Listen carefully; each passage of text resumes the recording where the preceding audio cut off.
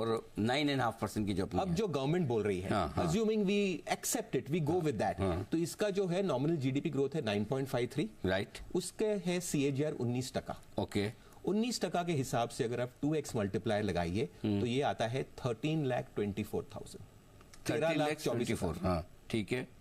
तो this is the best case scenario if we go with the government target of 30 trillion by the end of Amritkaal. और इसके हमने जैसे historically देखा है कि जब ये फेजेस होते हैं हाइपर ग्रोथ के और पैसा जो है आता है मार्केट में, तो market grows faster than nominal GDP. और अगर जैसे हमने फैक्टर्स बताए, 4 फैक्टर्स थे, जो डेमोग्राफिक्स था, पॉलिटिकल स्टेबिलिटी थी, जीडीपी ग्रोथ होती है एंड फ्रेश फ्लोज है। We have all the 4 characteristics जो हमने यूएस में देखा, चाइना में देखा या जापान में देखा। तो 55 गुना अभी भी होने का स्कोप है बेस्ट केस सिनेरियो में। और ये चूंकि हम 24,000 से गिन रहे हैं, इसी बुल रन की शुरुआत जो 7,500 से हुई थी 2020 से अगर गिने, तो शायद हम भी उसी तरह के रिटर्न देख लेंगे जो अमेरिका में हमें कभी दिखे।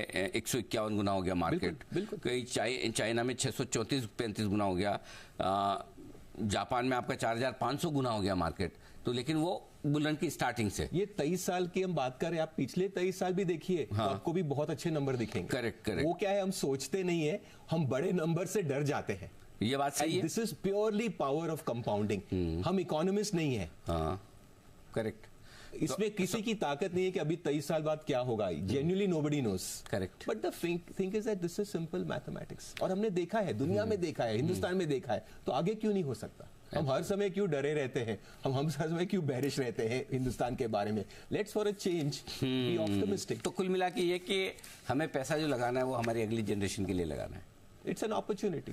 तभी हम अपने अगली जनरेशन के लिए अमृत छोड़ कर जाएंगे कि भाई बिल्कुल एंजॉय करो लाइफ। एक डेमोग्राफिक डिविडेंड आने के लिए सेंचुरीज लग जाती है, and we are fortunately in that space. We better realise it, and more important इसकी जो स्ट्रैटेजी हम इन्वेस्ट करें वो इस पॉइंट ऑफ व्यू से करेंगे। हमारी कोशिश यही है, ये प्रिडिक्शंस हो ना हो, ऊपर नीचे हो, उसमें बड़ी बात नहीं है, वो तो बदलती रहेंगी। क्वेश्चन इज कि एज ए इन्वेस्टर मेरी स्ट्रेटजी क्या होगी? एब्सोल्युटली। तो स्ट्रेटजी बिल्कुल साफ है कि अगले 25 साल के लिए आपको इन्वेस्टर रहना है, खुद के लिए भी, अपनी अगली जनरेशन के लिए भी।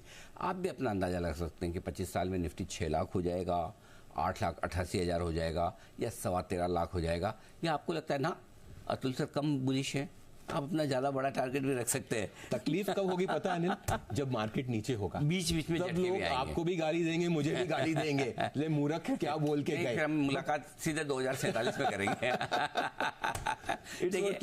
हाँ, यही बात है कि आप आज जब फ्यूचर प्रेडिक्ट करते तो लोगों को विश्वास नहीं होता, लेकिन अगर आप यही चीज आप 10 साल, 5 साल, 15 साल, 25 साल पहले सोचते, तब भी आपको लोग यही कह रहे होते कि ऐसा तो होना संभव ही नहीं है।